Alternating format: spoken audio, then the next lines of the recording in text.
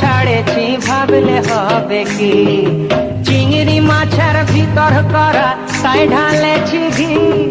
নিজের হাতে ভাব ছাড়েছি ভাবলে হবে কি,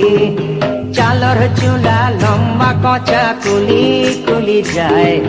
দেখি সামের বিবেচনা কার ঘরে সামায়, চালর চুলা লম্বা কচা কুলি কুলি যায়, দেখি সামের বিবেচনা কার ঘরে সামায়।